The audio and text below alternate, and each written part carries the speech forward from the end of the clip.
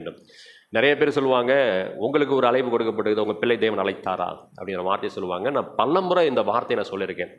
மோசே எழுதும் பொழுது அடிமைத்தனத்தை குறித்து ஒரு வார்த்தை எழுதுகிறான். ஸ்தோத்திரம். அடிமைத்தனத்தில் என்ன பண்ணுவானாக்க, ஸ்தோத்திரம், ஒரு எஜமான் தன்னுடைய அடிமையாக இருக்கக்கூடியதான ஒரு மனுஷனை அவன் என்ன பண்ணானாக்க தன்னை கீழாக வைத்து வேலை வாங்கிட்டு இருக்கிறான்.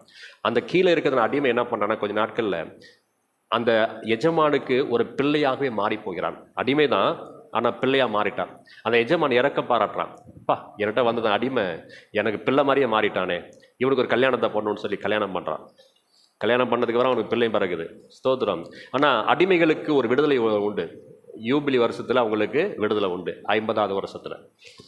அப்படி அந்த அடிமைக்கு விடுதலை கொடுக்கப்படும் பொழுது எஜமான் அவனை விடுதலை பண்ணுறான். அந்த அடிமை என்ன பண்ண முடியாதுனாக்க தன்னுடைய மனைவியோ பிள்ளையை அழைச்சிட்டு போக முடியாது. இவன் மட்டும் விடுதலையாகி போகலாம்.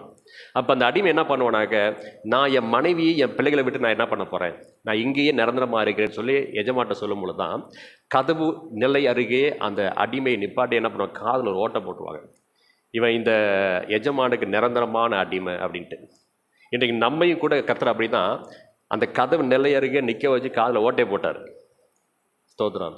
எனக்கு கூட விடுதலை உண்டு, ஆனால் என் பிள்ளைகளுக்கு விடுதலை கிடையாது அப்படிங்கிறது தான் வேத புத்தகம் சொல்லக்கூடிய மிகப்பெரிய சத்தியமே. இன்றைக்கி இதை ஊழியக்காரங்க உணர்ந்தாங்கனாக்க நிச்சயமாக பிள்ளைகள் என்ன பண்ணுவாங்கனாக்க ஊழியத்தை நிப்பாட்டுவாங்க. அது அறியாதவங்க தான் நிச்சயமாக என்ன பண்ணுவாங்கனாக்க என் பிள்ளைக்கு ஊழியம் வேணாம் அப்படின்னு நினைப்பாங்க. கர்த்தருடைய நாமத்திற்கு மகிமை உண்டாவதாக. முதல் தலைமுறை வேலை அறியாமல் இருக்கலாம். முதல் தலைமுறை ஊழியக்காரர்கள் ஸ்தோத்திரம், அடுத்த தலைமுறை என் பிள்ளை ஊழிய செய்யணுமா ஊழிய செய்யக்கூடாது அப்படிங்கிறதான ஒரு குழப்பத்தில் இருக்கலாம். மூத்த ஊழியக்காரர்கள் மத்தியில் அதை கேட்டிங்கனாக்க நிச்சயமாக மிக தெளிவாக இந்த ஊழியத்தினுடைய அழைப்பை குறித்து அவங்க பேசுவாங்க.